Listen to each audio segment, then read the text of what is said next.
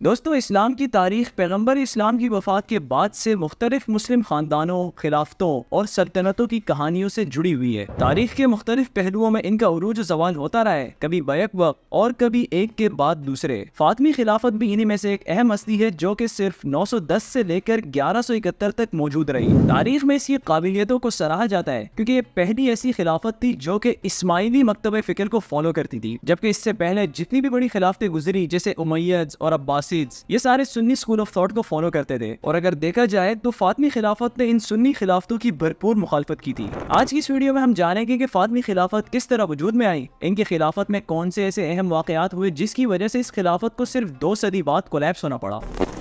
فاطمی خلافت نے اپنی بنیاد سب سے پہلے 10ویں صدی میں تنیجیا میں رکھی۔ اسماعیلی شیعہ تحریک کے رہنماؤں نے عباسی اور عموی خلافت کے دعووں کی براہ راست مخالفت کی۔ فاطمیوں کا یہ خیال تھا کہ صرف حضرت محمد صلی اللہ علیہ وسلم کی بیٹی حضرت فاطمہ رضی اللہ تعالیٰ عنہا کی اولاد کو ہی صرف خلیفہ کا لقب حاصل ہے، اور وہی مسلمانوں کے رہنما کے طور پر اپنی خدمات سر انجام دینے کے حقدار ہے۔ ان کی رائے میں دیگر جتنی بھی کیلیفیٹس یا ڈائنیسٹیز گزری ہیں، انہیں خلیفہ کہلانے کا کوئی حق حاصل نہیں ہے۔ لیکن اس وقت کی عباسی خلافت یہ دعویٰ کرتی تھی کہ ان کا حضرت محمد صلی اللہ علیہ وسلم کے چاچا حضرت عباس رضی اللہ تعالیٰ عنہ کے ساتھ آبائی تعلق ہے، اس لیے انہیں بھی مسلمانوں کی خلافت کا حق حاصل ہے۔ حالانکہ عباسی خلافت ایک سنی خلافت تھی۔ اس تنازع کی وجہ سے دونوں خلافتیں ایک دوسرے کے خلاف بھرپور مخالفت میں اتر آئی، اور دونوں خلافتیں اپنے اقتدار کو محفوظ کرنے کی کوششوں میں لگ گئی۔ عباسیوں نے اسماعیلیوں کی سپورٹ حاصل کرنے کی کوشش کی کہ وہ بھی حضرت محمد صلی اللہ علیہ وسلم کی چچا کی اولاد میں سے ہیں، لیکن اس پر اسماعیلی اتفاق نہیں کرتے تھے۔ ان کے مطابق اسلامی دنیا کے لیڈر کو پیغمبر محمد صلی اللہ علیہ وسلم کی بیٹی کی اولاد میں سے براہ راست ہونا ضروری ہے، یعنی کہ ڈائریکٹلی پیغمبر محمد صلی اللہ علیہ وسلم کی بلڈ لائن میں سے ہو۔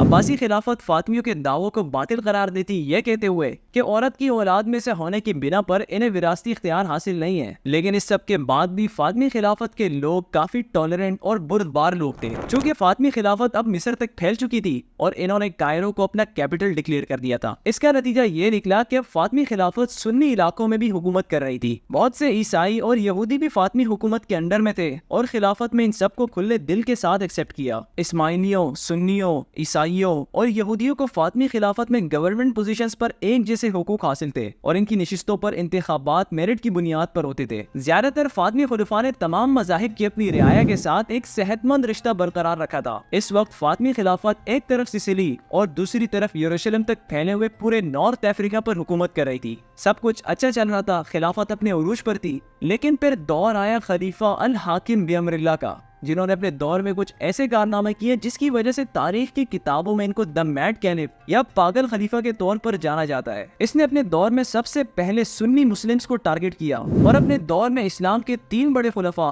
حضرت ابوبکر، حضرت عمر اور حضرت عثمان رضی اللہ تعالیٰ عنہ کے خلاف کھلے عام لعن طعن کرنے کی اجازت دی، اور حضرت محمد صلی اللہ علیہ وسلم کی بیوی حضرت عائشہ رضی اللہ تعالیٰ عنہ کو بھی برا بلا کہا جاتا رہا، کیونکہ اسماعیلیوں کے مطابق انہوں نے حضرت علی رضی اللہ تعالیٰ عنہ کا ساتھ نہیں دیا تھا۔ یہ ساری چیزیں سنی شیعہ تنازع کو ایک بوائلنگ پوائنٹ پر لا چکی تھی، اور جس طرح کا برتاؤ سنی مسلمز کے ساتھ ہوتا، اس سے کئی گنا زیادہ برا برتاؤ ان کے دور میں رہنے والے عیسائیوں اور یہودیوں کے ساتھ ہوتا رہا۔ اس کی ایک مثال ہمارے سامنے 1008 عیسوی میں عیسائیوں کے مذہبی تہوار ایسٹر کی ملتی ہے۔ الحاکم نے اپنے بے مثال ریلیجس انٹالرنس کے چلتے یروشلم کے عیسائیوں پر بیتھلے کے پام سنڈے کے جلوس کو غیر قانونی قرار دیا، جو کہ صرف اس بات کی پریڈکشن تھی کہ اب آگے ان کے ساتھ کیا ہونے والا ہے۔ اس کے اگلے سال 29 ستمبر کو الحاکم نے اپنے یاروک نامی گورنر کو حکم دیا کہ وہ دی ہولی چرچ آف سیپلکر کی بے حرمتی کرے اور اس کے آس پاس کے علاقے کو برباد کر کے وہاں کچرے کے ڈھیر لگا دے۔ یہ چرچ کوئی معمولی بلڈنگ نہیں تھی، بلکہ دنیا بھر کے عیسائیوں کے لیے ایک مقدس جگہ تھی، کیونکہ عیسائیوں کے مطابق اس جگہ حضرت عیسیٰ علیہ السلام کو صلیب پر لٹکایا گیا تھا، اس جگہ ان کی موت ہوئی تھی، اور یہیں سے انہیں واپس زندہ کر کے آسمانوں میں اٹھایا گیا تھا۔ چرچ کی اس مذہبی اہمیت کی پرواہ نہ کرتے ہوئے یاروک نے الحاکم کے حکم کی تعمیل کرتے ہوئے چرچ کو شدید نقصان پہنچایا۔ اس جگہ موجود تمام مقدس آثار کو توڑ کر تباہ کیا گیا،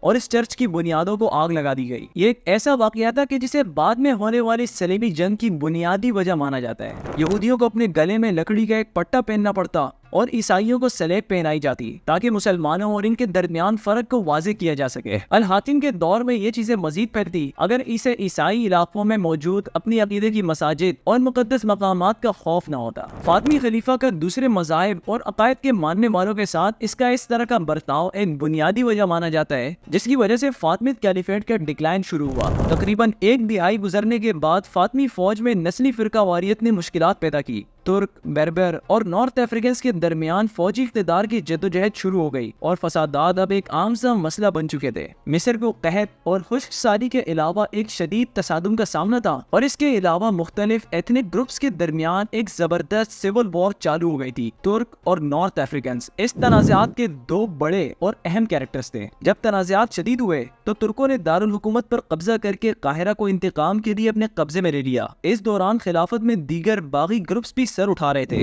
خلافت ان بغاوتوں کو روکنے اور اپنی اتھارٹی کو بحال کرنے کے لیے کافی جدوجہد میں تھی، لیکن دوسری طرف ترکوں نے بھی فاطمیوں کو ایک بہت بڑا چیلنج دے رکھا تھا۔ پہلی صلیبی جنگ اب سٹارٹ ہونے والی تھی، جو کہ صرف کچھ دنوں کی دوری پر تھی۔ 1072 عیسوی میں فاطمی جنرل بدر الجمالی نے مصر پر جوابی حملہ کیا، جس کا مقصد دارالحکومت پر دوبارہ قبضہ کرنے اور خلافت کو ایک بار پھر سے اسٹیبل کرنا تھا۔ ان کی کیمپین تو کامیاب رہی، لیکن خلافت کو زوال سے نہیں روکا گیا۔ لیکن خلافت کے ڈاؤن فال کی سپیڈ اب کافی سلو ہو چکی تھی۔ بہت سے ایتھنک گروپس کے بغاوتوں کو ختم کر دیا گیا تھا اور بہت سے ترکوں کو بھی اب اس ریجن سے بے دخل کر دیا گیا تھا، لیکن اس وقت تک فاطمی خلافت کا اختیار اب سکڑ کر صرف مصر تک رہ گیا تھا، کیونکہ نارتھ افریقہ میں ان کے جو گورنرز تھے انہوں نے اپنی آزادی کا اعلان کر دیا تھا۔ 1099 عیسوی تک الجزائر، شام، تیونس اور فلسطین فاطمی خلافت سے الگ ہو چکے تھے۔ فلسطین کو خاص طور پر پہلی صلیبی جنگ میں کھویا گیا تھا، جو کہ خلیفہ الحاکم کے غلط فیصلوں اور اس کا دوسرے مذاہب اور عقیدے کے ماننے والوں کے ساتھ برا رویہ رکھنے کا نتیجہ تھا۔